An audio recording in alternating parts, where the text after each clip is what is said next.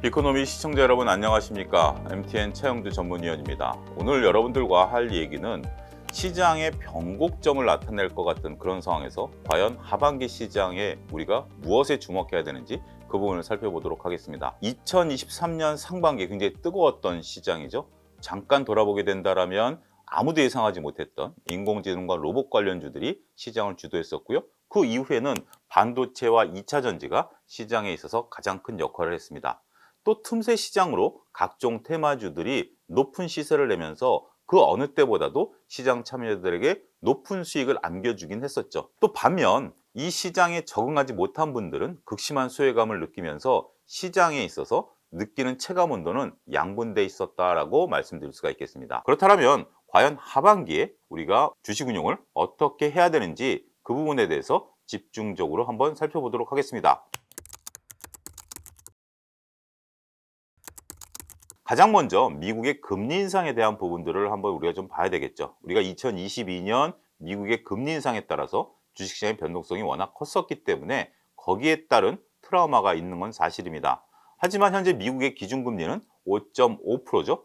근데 여기서 금리가 몇 번 올릴 것이냐라는 부분에 대해서는 월가와 연준이 그동안 다른 목소리를 냈습니다만 이제는 한 목소리로 일치되는 상황이다라고 말씀드릴 수 있겠죠. 파월 의장 같은 경우는 원론적인 얘기를 계속하고 있습니다. 지표를 보고 금리 인상 여부를 결정하겠다라는 얘기죠. 파월 의장 입장에서는 당연한 얘기다라고 말씀드릴 수 있겠죠. 세계 경제를 이끄는 수장이 원론적인 이외의 얘기를 한다는 것은 굉장히 위험성이 내포되어 있습니다. 그렇다 하더라도 현재 지금 월가와 연준이 한 목소리를 내는 부분들은 금리 인상 결정이 한 차례 정도 남았다라는 거죠.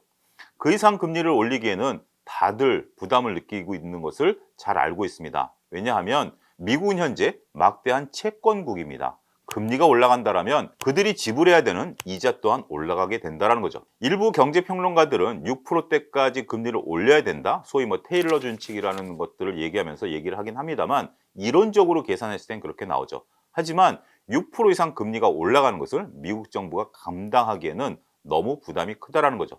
어찌됐든 미국의 금리 인상은 한 차례 정도 올리고서 머무를 가능성이 있습니다. 문제는 이제 그 다음 수순이죠. 과연 피봇, 금리를 인하하는 시기가 언제냐라는 건데 만약에 경제 상황이 금리를 올리지 못한 상태에서 CPI라든지 이런 것들이 다시 들썩거리기 시작한다면 피봇은 멀어질 수 있습니다. 다행스러운 것은 현재 지금 미국의 경기가 다소 둔화되는 듯한 모습들을 보이고 있기 때문에 그런 부분들을 감안하게 된다면 피벗은 앞당겨 줄 수 있죠. 먼 이야기이긴 합니다만 염두에 두셔야 될 내용이 있습니다. 내년 11월이 미국 대선이고요. 보통 선거 기간에 금리가 내려올 때 여당이 이겼다라는 통계가 있습니다. 우리가 정치적인 일정까지 감안하기는 어렵다 하더라도 여당의 입장에서는 재선을 해야 되는 그런 당위성을 나타낸다라고 보면 그 일정과 맞물리면서 피벗도 고려해 봐야 된다는 거죠. 두 번째로 살펴볼 것은 경기 둔화에 대한 우려감입니다. 경기 둔화는 미국이 금리를 올리고 나서 시간을 두고 반영이 되는 성질을 가지고 있습니다. 우리가 2008년 서브프라임 사태가 난 것을 여러분들이 잘 아실 겁니다. 그런데 미국은 2004년서부터 2007년까지 지속적으로 금리를 올렸고 그 이후에 1년 넘어서 서브프라임 사태가 벌어졌다는 사실도 우리가 역사를 통해서 배워야 된다는 거죠. 이러한 조짐이 나타나기 시작하는 것이 미국의 국채 수익률이 움직이기 시작했다는 겁니다. 현재 미국은 기준금리와 국채 수익률이 약 1%포인트 격차가 벌어지고 있습니다. 무슨 얘기냐면 미국의 기준금리는 높고 실질금리는 낮은 수준에 있다는 거죠. 기업이 부담하는 수준은 4%대라는 거예요. 미국의 기준금리가 5.5라 하더라도 기업이 부담하는 게 4%대에서 이제 서서히 올라가기 시작한다는 겁니다. 현재 미국이 막대한 재정 적자를 해소하기 위해서 국채를 발행하고 있고 이런 것들이 부담으로 작용하고 있다는 거죠. 자, 이제 시간을 두고 기업들이 부담해야 되는 이자가 올라가게 된다면 미국이 앞으로 경기가 다소 조정세를 나타낼 가능성이 있죠. 일부 신용평가 기관들이 미국의 은행들에 대한 신용 등급을 낮췄죠. 그 이유 중에 하나가 상업부동산에 대한 우려감도 표명을 하고 있다는 겁니다.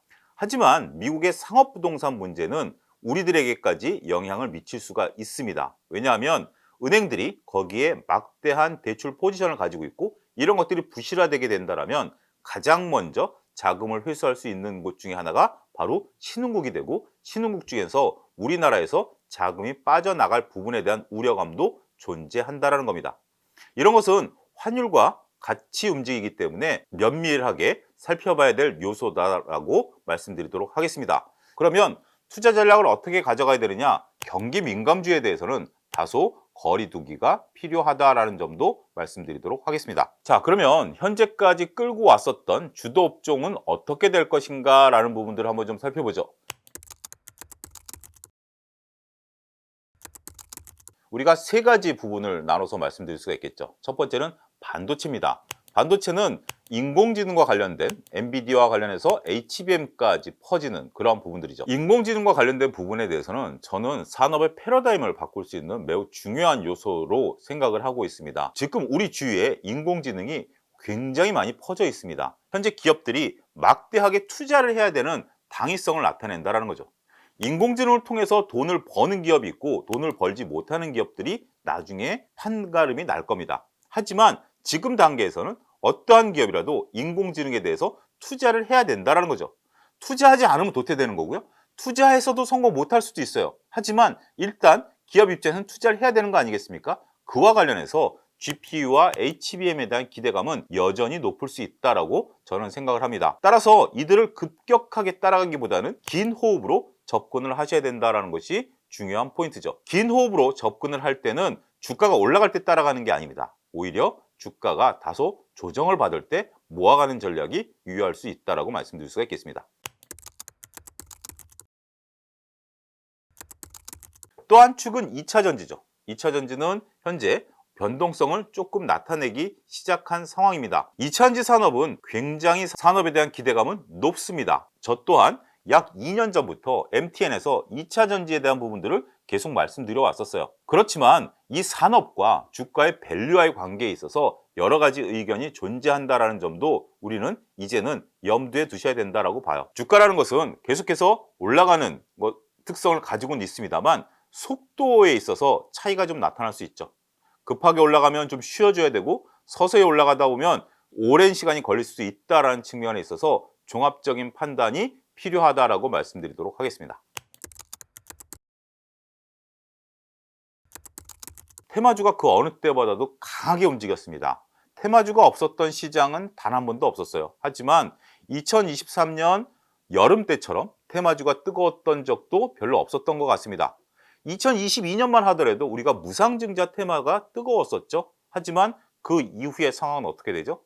테마는 결국 테마가 뜨거울 때는 움직일 수 있긴 합니다만 테마가 사그라들고 나면 주가는 대부분 제자리를 찾아간다는 거죠. 시대를 바꾸는 것도 테마이긴 합니다. 근데 제가 말씀드리는 것은 단순하게 기대감만 갖고 올라간다라는 것들이죠. 테마주들이 이렇게 강력했었던 이유를 우리가 한번 좀 살펴볼 필요가 있다고 봅니다. 첫 번째는 현재 지금 공격적으로 투자하시는 분들이 수익이 나기 시작하면서 계속해서 공격적으로 하는 행태들이 보이기 시작했다는 거고, 또 한편에서는 올해 몇몇 업종들이 큰 시세를 내면서 나도 이들처럼 시세를 내야 되겠다라는 포모 증후군이 강하게 작용한 결과라고 저는 해석을 합니다. 하지만 이것을 녹화하고 있는 8월 말 기준으로 본다라면 테마들의 강한 움직임은 상대적으로 떨어지고 있고, 그러면 이 부분도 우리가 고려해야 될 요소가 아니겠나 말씀드리도록 하겠습니다. 자, 그러면 어떠한 투자 전략을 가져가야 되는지 그 부분에 대해서 살펴보도록 하겠습니다.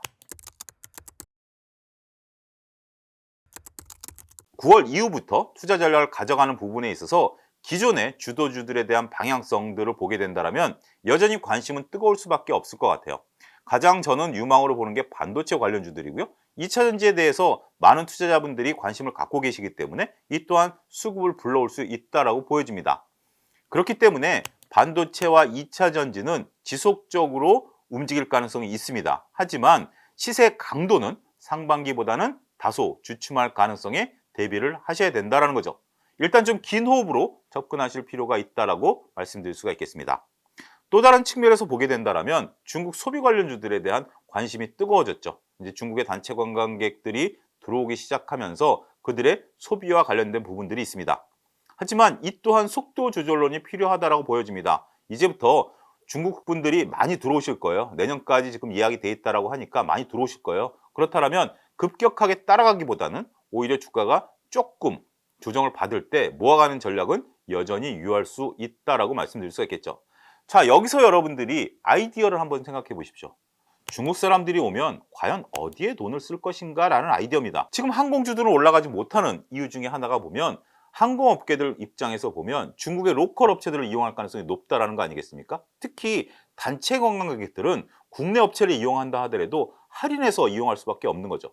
큐가 늘어나지만 피가 낮아진다는 것들이 있습니다. 화장품 같은 경우 과연 중국 분들이 와서 쓸까? 화장품은 조금 저는 세모다라고 말씀드릴 수가 있겠죠. 카지노는 어떨까? 카지노 같은 경우는 좀 돈을 쓰지 않을까? 오히려 아이디어로 본다라면 밥솥 같은 거 사가지 않을까요?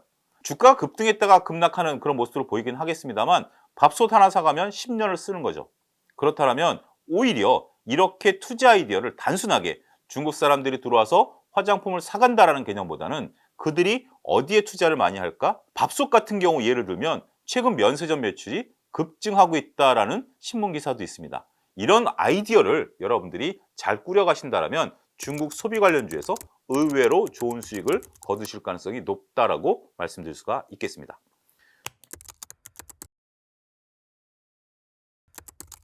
두 번째는 우리가 소외주들에 대한 부분들도 좀 살펴볼 필요는 있다라고 봐요. 특히 이제 소외주 중에서 경기 민감주를 제외한다라면 의외의 실적들이 좀 나오는 것들도 있죠. 눈높이가 좀 키 맞추기 차원의 반등세도 나타날 가능성은 있다라고 보여집니다. 실적이 뒷받침돼야 된다는 것이 가장 중요한 퍼포먼스입니다. 제약바이오에서도 그런 기업들이 나오죠. 우리가 보면 미용 기기 같은 경우 그런 퍼포먼스를 보일 가능성이 있고요. 일부 바이오 같은 경우 기술 이전에 대한 부분들 이런 것들이 나오기 시작하죠. 그런 부분들을 면밀히 잘 살펴보셔야 될 것 같아요. 마지막으로 제가 또 한 가지 보는 것은 인공지능과 관련해서 수혜를 보는 기업들입니다. 우리가 인공지능과 관련해서 실질적으로 지금 매출과 영업이익이 늘어나는 기업들이 있어요. 딥로이드라든지 더존 비지온 같은 경우 기존에 하고 있었던 업황에다가 추가적으로 인공지능이 들어가면서 이런 부분들의 퍼포먼스가 보인다는 거죠. 특히 의료용 AI와 관련된 부분들에 대한 관심을 잘 가지셔야 됩니다. 의료용 AI 중에서 가장 중요한 것은 사진 판독과 관련된 기술들이에요. 근데 이러한 기술이 어디까지 갈 수 있느냐라면 자율주행이라든지 사물 인터넷과도 연결이 가능합니다. 단순하게 지금 우리가 폐사진이라든지 MRI를 판독하는 이런 기술들로 끝날 게 아니라 그들은 어디로 지금 두 번째 진출을 하고 있냐라면 산업 현장에 있어서 불량품 검사에 지금 들어가는 부분들이 있거든요. 반도체라든지 2차전지 공정에 있어서 정확성을 나타내는 쪽으로 인공지능이 진화하고 있습니다. 저는 이 다음 단계로 자율주행과도 분명히 매치되는 부분들이 있을 거다라고 봅니다. 따라서 이러한 부분들은 산업의 확장성에 있어서 우리가 매우 중요하다라고 말씀드릴 수가 있겠습니다. 이제 찬바람이 불기 시작하면서 주식시장에 다소 변화가 올 가능성이 있습니다. 하지만 주식시장이 쉽게 식거나 사그라들 가능성보다는 주도주들이 움직이는 종목들이 서서히 변화를 나타낼 가능성에 무게중심을 두셔야 될 것으로 보여집니다. 우리가 2022년에 2023년을 전망할 때 많은 증권사들이 상저하고를 예측을 했었습니다.